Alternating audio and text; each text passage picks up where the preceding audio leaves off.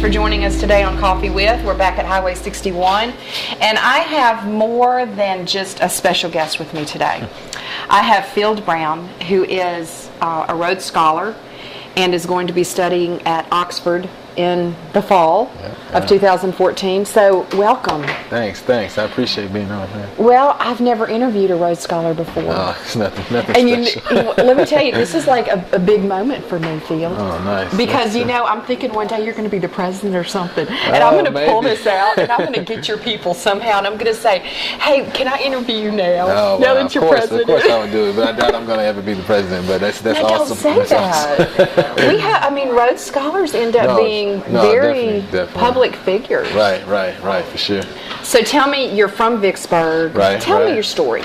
Okay, well, I'm from Vicksburg. My mom and dad sent in Willie Brown. I have one brother, Willie Brown Jr., and he went to Mississippi State before me. He got his BA in civil engineering, and then he got a master's in psychology, and he works at Mississippi State now.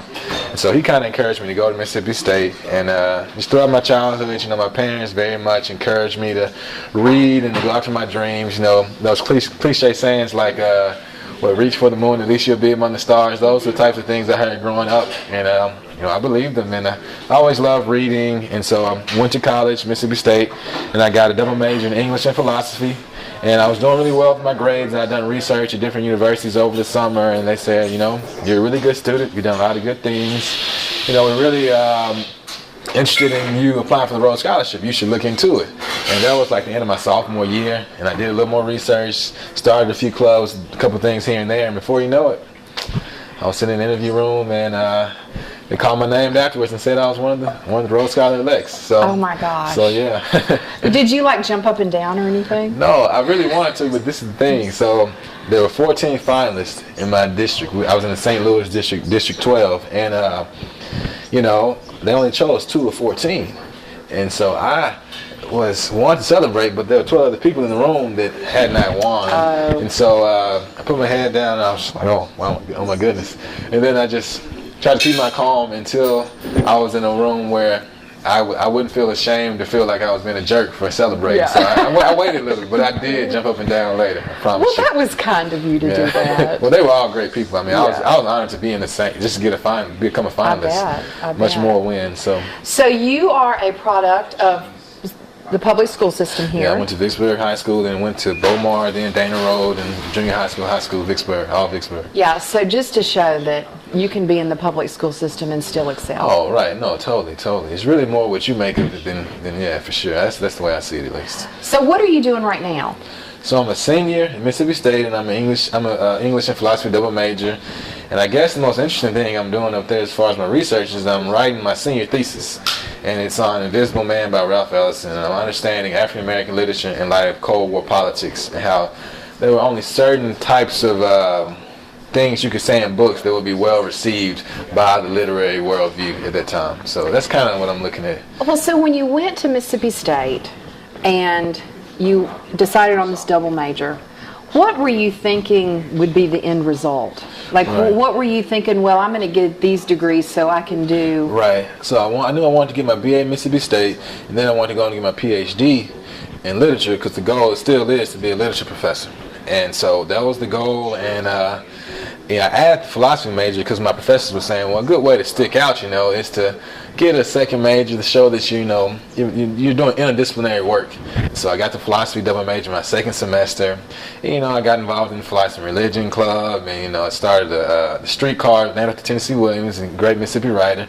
We started the Creative Writing magazine, and so I've just been doing different things to kind of give the humanities more visibility at Mississippi State, because Mississippi State is known for the STEM, engineering and other kind of things, in which are all great. But I wanted to make sure that the humanities had a space where they could flourish there too. So that was my goal, and everything's still intact. I still want to be an African American literature professor. I plan on getting my master's at Oxford, and then coming back to American University to get my PhD and then become the literature professor I always wanted to be. So you're going to get your master's in what? History. I'll get it in history. Okay. And then I'll come back. And how long of a program will that be at Oxford? 2-year program. 2 years. Yeah. Yeah, we're going to bring your mom in here in a few minutes. I'm sure they're going to come see you while you're over there, right? Oh, of course. They're going. Even though they were kind of hesitant, my mom was kind of hesitant at first. Before I got it, she's saying, I'd never fly overseas, all that water. But now she's got a good reason. And go get the passport. And so she'll be there for sure. Yeah. Now, where is Oxford located? It is, I just know it's 1 hour away from London. I've been to Oxford. I studied abroad there, but I can't tell you if it's north, east, or south. But I do know it's 1 hour away from London. So it's just a little bit outside of London. Right. London's a huge city. So it is. an hour outside of London is I can really see tons of plays far. like the Globe, Shakespeare. I can see all that kind of stuff. So it'll be really neat. Now you're going over there to study, Field. But yeah, you got to get the whole cultural experience. You got to become a true citizen and do all the other things too. So do you have to secure a place to live, or is all that part of the whole? That's do they help you with all part of the package. Living expenses are paid for and all that kind of stuff. So I'm applying to Christ Church College, but I will not know if I got accepted into Christ Church College until a couple of months down the road. But I'll be there somewhere. I can't imagine that they would tell you no. Right. It just depends. I mean, I'll be accepted into the University of Oxford, but sometimes with colleges, it just depends on how many people have already been accepted. So I'll be in one of their colleges. I'm just not sure which one yet. Well, they should kick somebody else out and put you in. It's already full. Who knows? So tell us some other Rhodes scholars whose names we might recognize. Bill Clinton's probably the most visible one. Cory Booker, he's a senator now. Willie Morris is a Mississippian. He wrote North Toward Home, the famous memoir about his life in Yazoo. He wrote, My Dog Skip, which many people have seen that movie. Susan Rice, who was going up for the Secretary of State, but didn't work out for her. What else? There's tons. One of my most influential ones is John Edgar Wideman, and he's won a couple of PEN Faulkner Awards and National Book Award. Famous author. George Stephanopoulos, if I'm saying that name right, he's a Rhodes Scholar. So there have been and many more. So, but a lot of very recognizable names. Very recognizable names. It definitely launches your career. Oh yeah, tons of good connections with people. Now, before you leave to go to Oxford this fall in October, but before that, you have an event in D.C. Tell us a little bit about that. That'd be nice. Yeah, I get to go to the White House, meet the president, get to meet a lot of the Rhodes Scholars who live in D.C. They have this 4-day affair where we get to meet a lot of the former alumni that are Rhodes Scholars. They'll come in. And I get to know the other 31 Rhodes Scholars because I haven't met them yet, and so I'll do a lot of bonding. So are there 32 of you from the United States? From the United States every year, and then I think the number might be wrong, somewhere around 80 to 83 international Rhodes Scholars. They choose a few from every continent, different countries, things like that. So a couple from Canada, Caribbean. Well, tell me what, because I know very little about this. So tell me what I haven't asked you that you think people would be really interested to know about this whole process.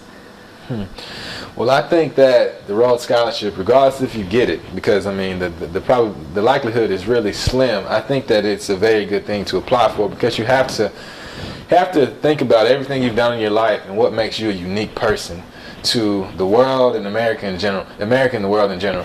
And that's a very valuable thing in itself because everybody that's been born is born for a reason. They've got something that they're uniquely apt to do because of their background, because of their trials they've been through and overcome.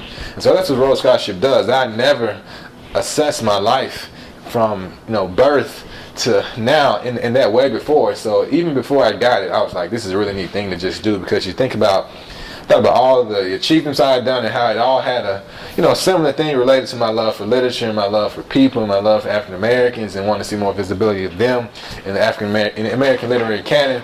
So I start to see these trends in my life that I had not seen unless I looked at it more objectively. So I think in general the Rhodes Scholarship is a good thing to do because you learn a lot about yourself. And so that's really neat.